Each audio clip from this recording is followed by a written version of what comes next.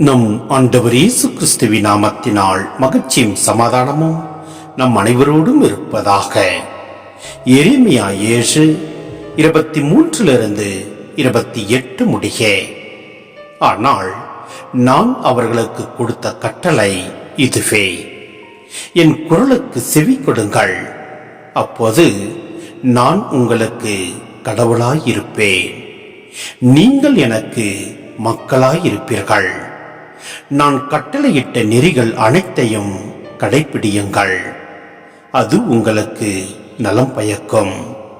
அவர்களோ செவி சாய்க்கவும் இல்லை, கவனிக்கவும் இல்லை.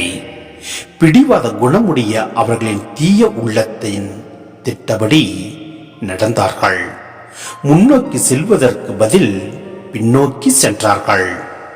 உங்கள் மூதாதையர் எகிப்து நாட்டிலிருந்து வெளியேறிய நாளிலிருந்து இன்று வரை ஒவ்வொரு நாளும் தொடர்ந்து என் ஊழியர்களாகிய இறைவாக்கினர்களை உங்களிடம் அனுப்பியுள்ளேன்.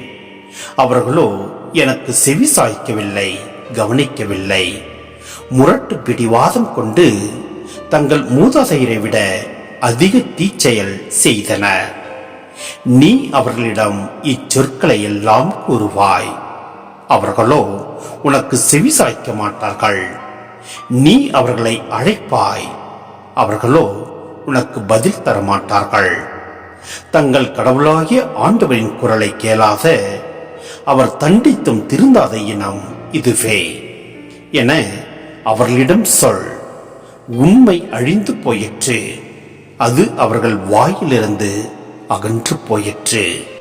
சிந்தனை: கடவுள் ஒரு சில அமைப்பு முறைகளையும் வழிமுறைகளையும் கொடுப்பது அவைகளில் நாம் தேங்கி நிற்க அல்ல, மாறாக அவைகளை கடந்து உயர்நிலைக்கு செல்ல வேண்டும் என்பதற்காகவே.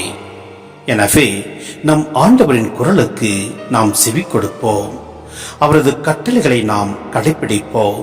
அப்பொழுது நம் ஆண்டவர் நம்மை வழிநடத்துவார், ஆசீர்வதிப்பார். எந்நாளும் நம் ஆண்டவரில் நிலைத்து நிற்போம். ஆமென்.